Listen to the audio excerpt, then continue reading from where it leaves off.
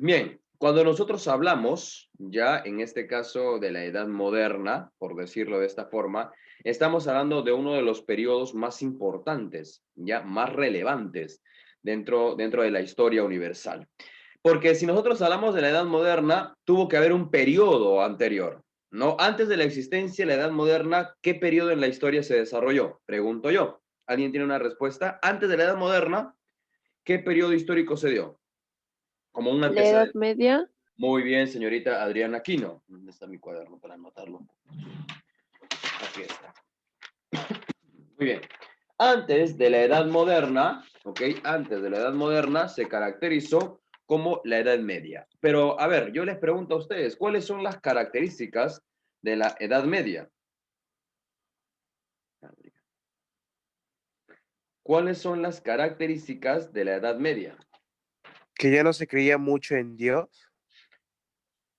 Al contrario, se creía muchísimo en Dios, ¿no? En la Edad Media había una creencia sobrevalorada en Dios, ¿no? Porque todo lo que pasaba en su entorno era Dios. ¿Qué más?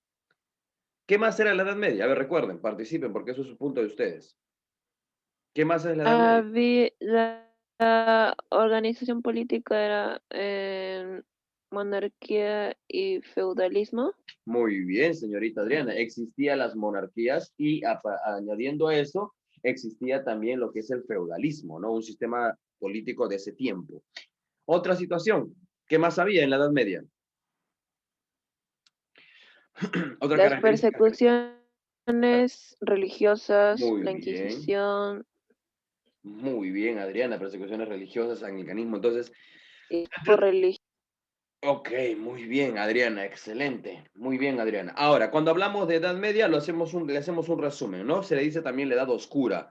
Se le dice la Edad Oscura a la Edad Media porque era un proceso donde el avance educacional, donde la educación, ya, donde en este caso los principios científicos estaban obsoletos, o sea, no había avance académico, ¿ok? No se podía ni siquiera leer ciertos libros sin que la iglesia lo aprobara. ¿Ok? En la Edad Media también recordemos que hubo una de las más grandes pandemias de ese siglo, que era la peste bubónica, ¿no? O la peste negra. Luego de eso también, como lo dijo Adriana, ¿no? Se resaltó un poco las características en cuanto a la Iglesia Católica y cómo es que en este caso no se caracterizó por ser un lugar donde la Iglesia dominaba el sentido político, religioso y social, ¿no? Se creó la Santa Inquisición en ese tiempo para perseguir a aquellas personas que eran herejes. Y la Edad Media era un proceso así, un proceso letárgico, ¿no? Un proceso letárgico. Hasta cuando ingresamos a la Edad Moderna. Entonces, ¿qué es la Edad Moderna en sí? ¿Ok? Tenemos que entender lo siguiente. Aquí están las características y eso sería bueno que lo podemos anotar en el cuaderno. ¿Ok? Tiempos modernos. Normalmente el periodo de la Edad Moderna va desde el siglo XV hasta el siglo XVIII, más o menos. ¿Ok? Hasta específicamente desde la caída de Bizancio, un imperio romano, en el año 1453, hasta la toma de Bastilla en el año 1798 con la famosa Revolución Francesa. ¿Ok? Más o menos hasta ese tiempo. Ahora, ya dentro de ese corporativo histórico, encontramos ciertas corrientes, ¿ok? Ciertas corrientes. Una de ellas es el humanismo y el renacimiento, y acá me faltó anotar la reforma, ¿ya? La famosa reforma luterana, ¿ya? Guiada por Martín Lutero, no te vayas a olvidar.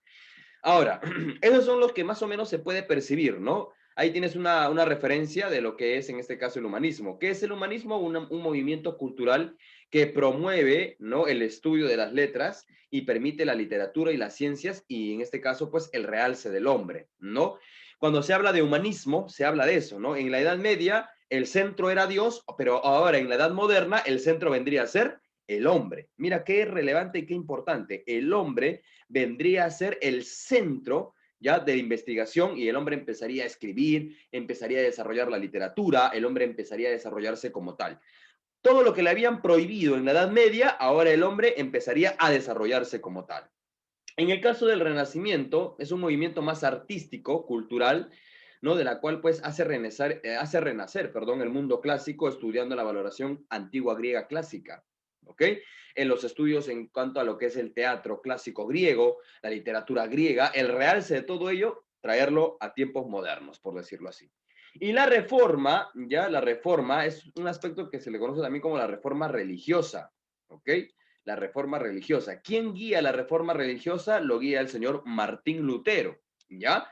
Martín Lutero, cansado de lo que la Iglesia Católica enseñaba erradamente en ese tiempo, desde la Edad Media hasta ese tiempo, él empieza a hablar y a escribir panfletos en contra de la Iglesia Católica, de lo que él consideraba que estaba mal, y la Iglesia Católica lo empezó a perseguir. Gracias a la reforma, ya a la reforma religiosa, el mundo del cristianismo ya se va a ampliar, o sea, se va a abrir las puertas al mundo del cristianismo. Y Martín Lutero pues tuvo un fuerte en este caso ayudante, por decirlo así, que fue en este caso la imprenta. Para el tiempo en que Martín Lutero aparece, Gutenberg va a crear la imprenta, ¿ok? Johannes Gutenberg crea la imprenta y al crear la imprenta, pues Martín Lutero empieza a escribir y a mandar panfletos por toda Alemania, ¿no? Y es ahí donde pues prácticamente Martín Lutero se hace conocido y la Iglesia Católica lo persigue para matarlo, ¿no? Y él escribe lo más real, lo más resaltante que hizo Martín Lutero fue crear pues las 93 tesis que se clavó en la iglesia de Wittenberg. Adriana, Profe, ¿no son 95? sí, las 95 tesis, perdón. ¿Algo más? No, profe, justo eso le quería Ah, muy bien, decir. eran las 95 tesis clavadas en la iglesia de Wittenberg, ¿ok? De la cual, pues, de esas 95 tesis, ¿no? Muchas de ellas hablaban las referencias en contra del papado, ¿no? Y que el papa, lógicamente, no estaba, por decirlo de esta forma, en relevancia con lo que decía la Biblia y cosas por el estilo. Profesor, ¿y por qué se debe? O sea, ¿qué tuvo que pasar para que las personas se dieran cuenta que necesitan cambiar ¿En qué periodo? ¿En el humanismo, en el Renacimiento, en la Reforma o globalmente? globalmente? Ah, globalmente, ok. ¿Qué es lo que tuvo que pasar? Muy fácil, hijo, ¿no? En este caso, tú te vas dando cuenta que este periodo de la Edad Media va a tener mayor realce ya con la Iglesia Católica. Ahora, la Iglesia Católica absorbía social, política y económicamente el mundo europeo. ¿Qué va a pasar? Ya pasó que muchos reyes de aquellos tiempos, ¿ok? No soportaban la idea de que el Papa estuviera por encima de ellos, ¿ok? Entonces, algunos reyes, como el señor Fernando de Hungría y otras partes de Europa, no se dejaban ya coronar por el papado, ¿ok? Porque normalmente para que tú seas rey, el papa tenía que dar la autorización y incluso el papa te ponía la corona y ese simbolismo de ponerte la corona sobre la cabeza resaltaba que él estaba sobre ti, ¿no? Entonces, desde el movimiento monárquico, desde los reyes, se dio este pequeño realce, ¿no? Donde ya empezamos a cambiar las eras y tras la caída ya de Bizancio en el año 1453, que era el mayor lugar céntrico de la Iglesia Católica y de su movimiento, tras la caída de eso, ya por movimientos, en este caso, como lo vemos, culturales, empieza nuevamente una nueva cosmovisión de vida, ¿no? Y empezamos, las personas empiezan a resaltar las investigaciones y la iglesia queda en un segundo plano.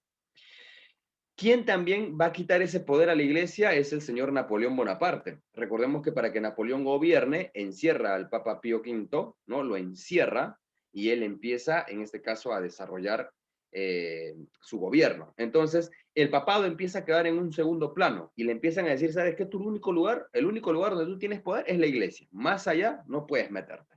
Entonces la gente empezó a darse cuenta de ese tipo de movimientos y empezó poco a poco a resurgir. No digamos que esto pasó de la noche a la mañana. No, no es que digamos que, uy, no, ya, ahora se me ocurre hacer esto. No, fue un proceso, ¿ok? Fue un proceso que se empezó a rescatar en aquellos tiempos, ¿ok? Entonces, para esto, pues también hubieron novedades, ¿ok? La creación de un imperio, en este caso los turcos, empezaron a desarrollarse también como un imperio dominante en esa parte del mundo.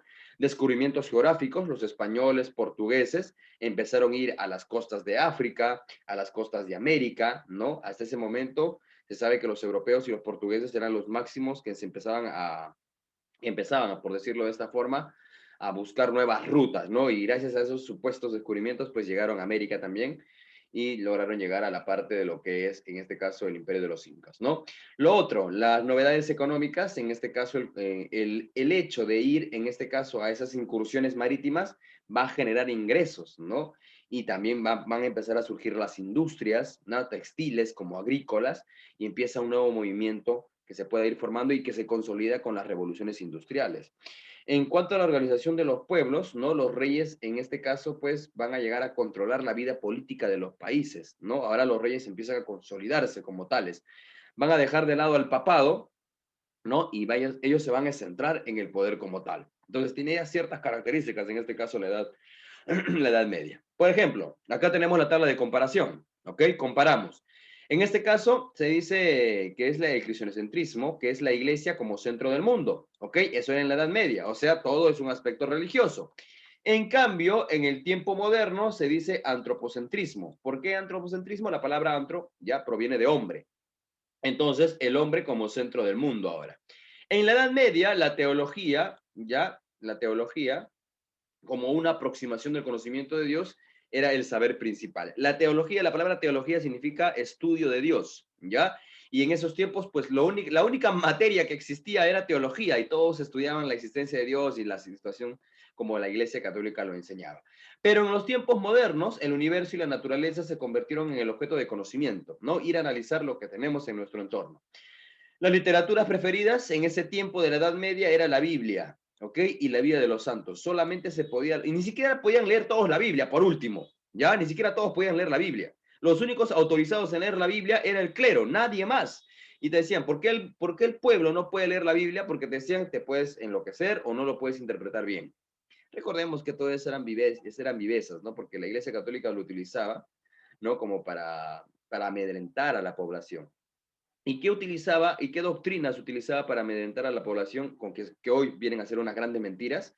Por ejemplo, decirles la existencia del cielo, infierno y purgatorio. Según la Biblia, esos tres no existen, ¿ya? Hasta lo que yo sé, hasta lo que yo he estudiado, ¿ya? En la actualidad no hay un cielo, no hay un infierno y no hay un purgatorio. Es una mentira desde la Edad Media. ¿Ya? No existe.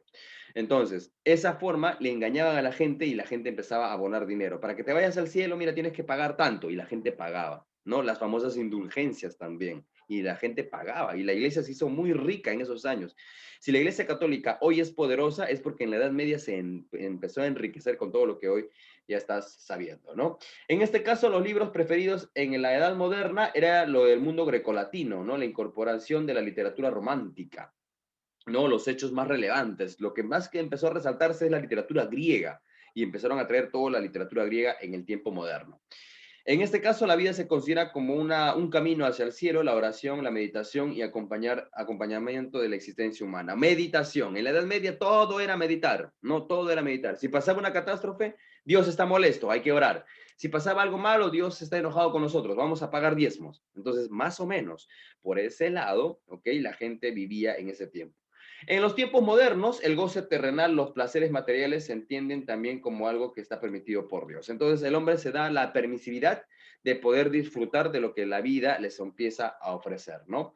Y por último punto, el hombre se siente integrado, ya en este caso a una comunidad. ¿Cuál es esa comunidad? La iglesia y el reino, que era lo único que podía el hombre experimentar en aquellos años. En cambio, en el tiempo moderno se exalta la libertad, la responsabilidad personal de cada individuo, ¿no? Entonces te das cuenta que hay un desbalance total, ¿no? La gente empieza a cambiar su modo de cosmovisión. Ahora, no pensemos que en la edad moderna no se hablaba de la Biblia, se hablaba muchísimo de la Biblia y se cuestionaba inclusive la existencia de Dios. Y la Iglesia Católica tuvo que aprender a sobrellevar estos nuevos conocimientos, ¿ok? Nuevos conocimientos que se les daba. En el aspecto político, la creación de un Estado moderno, nuevos reyes absolutos, una unidad de las dinastías, ¿no?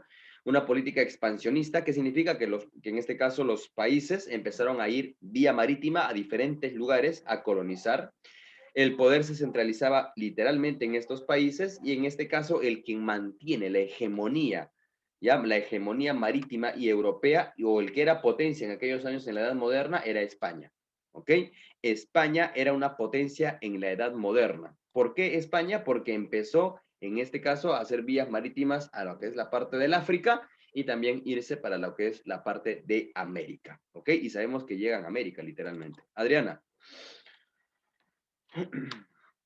Adriana Aquino, levantaste la mano. Profesor, una pregunta. ¿Qué país fue por la Edad Media?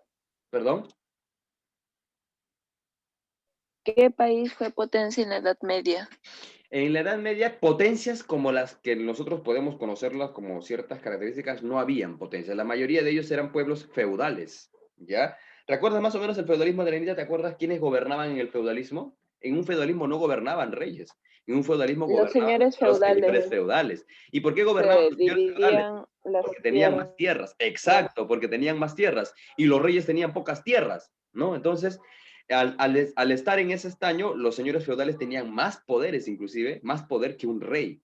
Y los señores feudales construyeron castillos y construyeron fortalezas. Entonces, la Iglesia Católica se metió también con los señores feudales, ¿no? Se metió con los señores feudales. Y a la Iglesia Católica se le conocía como la señora feudal, ¿no? Porque pertenecía en ese periodo. Entonces, no había una potencia como tal, por decirlo así, porque eran los señores feudales quienes gobernaban. Ahora, ¿dónde se centró el feudalismo? En Francia, ¿no?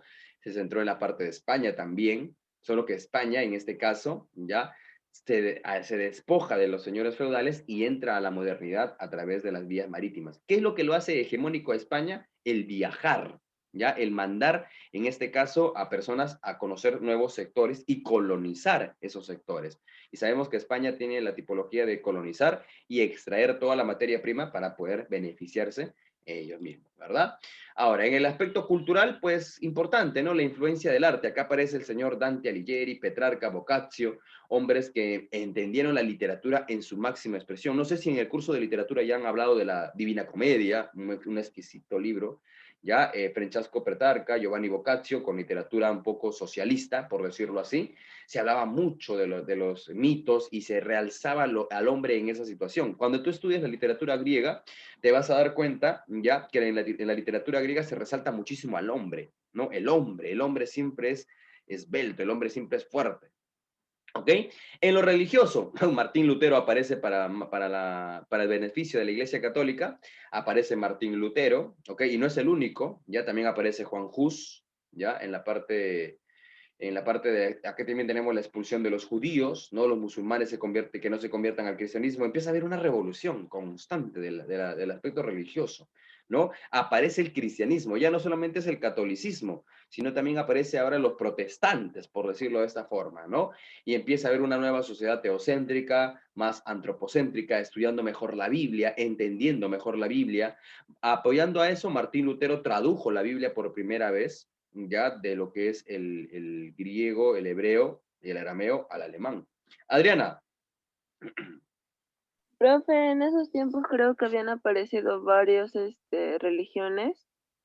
Exactamente, ahí se le conoce como las nociones protestantes, ¿no? Ahí aparecen los protestantes, nacen los protestantes ahí. Muy bien, Adriana. Aunque, profe, solo me acuerdo, el luterismo que está hablando y el anglicanismo. Exactamente, ¿no? Entonces son ellos los que prácticamente, por decirlo de esta forma, ¿no? El anglicanismo y el luteranismo son los que aparecen con su mayor fuerza, ¿no? Martín Lutero le va a dar un realce, en este caso, a la edad moderna, y dando a conocer que en este caso la religión va mucho más allá de soltar diezmos, de adorar vírgenes, y muchas más de religiosas o aspectos religiosos que no están dentro de la Biblia. Martín Lutero, y eso que Martín Lutero, ustedes saben que era, en este caso, Martín Lutero era católico, ya él era sacerdote de la Iglesia Católica, ya él era un hombre muy religioso, muy amante. ¿Qué es lo que buscaba Martín Lutero en sí? Es que la Iglesia Católica se reforme de lo que está haciendo mal, pero en este caso, pues la Iglesia Católica no lo entendió de esa forma, ¿no? Y lo entendió más como un desafío. Bien, y hasta ahí prácticamente ha sido lo que es el universo de la Edad Moderna, ya centrándonos en los tres aspectos importantes como humanismo, reforma, ¿ya? Y renacimiento. En este caso encontramos los aspectos religiosos. Recordemos que en este aspecto se da más realce a la literatura, más realce al hombre, ¿no? Se deja un poco de lado a la divinidad y empezamos a caracterizar que es el hombre, como por decirlo de esta forma, es el hombre como centro de todo. ¿Okay? El hombre como el centro de todo. Y la literatura, y el teatro, la música, ¿no? Todo cambió para ese tiempo. Todo varió de una forma muy, muy interesante. ¿Ok? Bien, chicos, hasta aquí pues prácticamente hemos llevado el proceso de lo que es la edad moderna y sus características. ¿Tendrán alguna